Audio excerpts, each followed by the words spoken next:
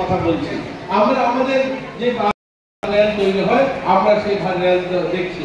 আমাদের ভারতে একটা সময় এই প্লেন কেনার তৈরির কাজ করছে, 200 কোটি টাকা বেশি পেতে পারে, কারণ জানি না তাকে রেলওয়ে স্টেশন দেখেছি।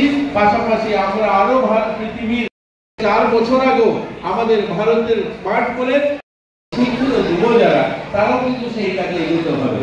আর এটা শুধু নয়, আমরা ভারতের যে ব্যবহারিত যে আগরবাতি ব্যবহার করি সেটা পরিসংখ্যানটা কত চাই, আমাদের 34,000 মেট্রিক টন ভারতে আগরবাতি ব্যবহার করা হয়। দেখুন আগরবাতি এরকম একটা উৎপাদন যে হিন্দুরা ব্যবহার করে, মুসলমানরা, খ্রিস্টানরা, ইসাই সবাই ব্যবহার করে, জন্মতে ব্যবহার করে, মৃত্যুতে ব্যবহার করে। কোথায় থেকে আছে? ভিয়েতনাম থেকে আছে। কেন আসবে? এটা তো কোনো গবেষণা কেন্দ্র বা রকেট সায়েন্স না, শুধু ওই মানসিকতা যে আমরা কিছু করতে পারি। আমাদের রাজ্যে এখন আজকের দিনে 3,000 মেট্রিক টন হয়। যদি আমাদের যুবরা সেই কাজে নিজেদেরকে সামিল করে সেটাকে আমরা বাড়াতে পারি, এইভাবে ছোট ছোট কাজে আমি আরো অনেকগুলো অসংখ্য অগণিত আমরা আমাদের ভারতকে যদি দেখি, এখানে যারা বয়স্ক যারা রয়েছেন, যারা বহিরাজ্যে পড়াশোনা করেছেন, ভাবুন তো তিনি কলকাতাতে যখন আপনারা পড়াশোনা করতেন 80-র দশকে, এই কলকাতাতে মেট্রো রেলটা কোথায় থেকে এসে? জাপান থেকে এসে, জাপানের ইঞ্জিনিয়াররা এসে কলকাতা মেট্রো রেল চালু করেছিল। 2000 সালে দিল্লিতে মেট্রো রেল চালু হয়েছে, জাপান থেকে মেট্রো রেল আনতে হয়েছে আমাদের। আজ কিন্তু আজ এই ভারতবর্ষে 20টা শহরে মেট্রো রেল চলছে, দৌড়াচ্ছে। এই মেট্রো ভারতের যুব সমাজ, ভারতের যুব শক্তি, যাদেরকে নিয়ে আমরা বিশ্বগুরু দেখতে চাই, তাদের হাত দিয়ে তৈরি করা। আমাদের ভারতে যে সমস্ত জীবনদায়ী ঔষধ, যে সমস্ত ভ্যাকসিন প্রতি বছর সরকারি চাকরিয়ান যারা কর্মচারী বন্ধুরা কত রিটায়ারমেন্টে যান, 4,000-5,000 লোক রিটায়ারমেন্টে যান। আমাদের যুব শক্তিগত প্রত্যেক বছর গ্রাজুয়েশন কমপ্লিট করে যারা পড়াশোনা কমপ্লিট করে 70-80,000 বেরিয়ে আসছে, সবাই চাকরি পাবে না।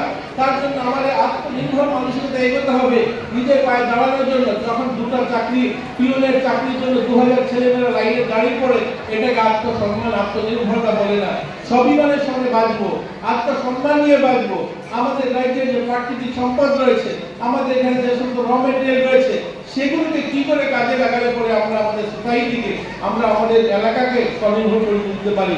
একটা শিক্ষিত মানুষ যদি চায়, তার উদাহরণ কৌশলেন্দ্র কুমার 2011 সালে আইএম আহমেদাবাদ, আপনারা সবাই জানেন যে ভারতের বিশ্বের সবচেয়ে বেস্ট ম্যানেজমেন্ট ইনস্টিটিউটের মধ্যে আহমেদাবাদের আইএম আহমেদাবাদ ইনস্টিটিউটকে ধরা হয়।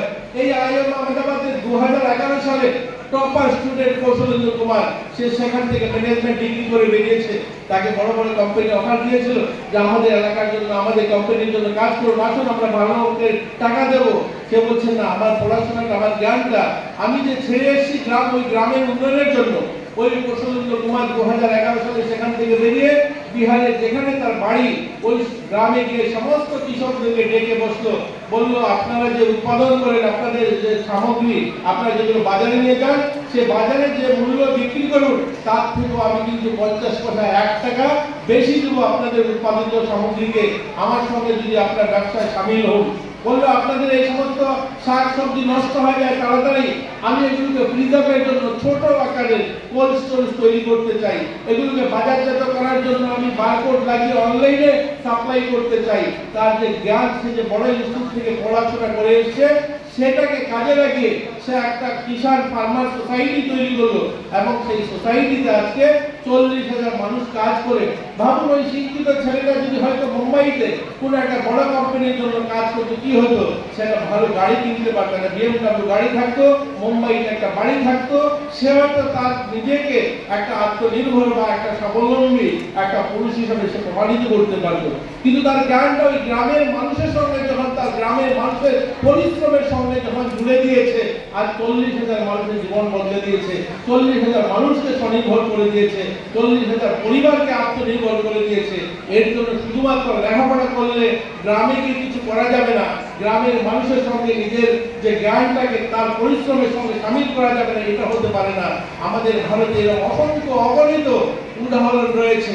আমরা যারা ছোট যারা রয়েছি, আমরা আমাদের প্রতিভাকে আইডেন্টিফাই করা এবং কোন জায়গায় লাগালে পরে আমি আমাকে আত্মনির্ভর করতে পারবো, সেটা নিয়ে আলোচনা করা, পর্যালোচনা করা, রাজ্যটাকে অনুধাবন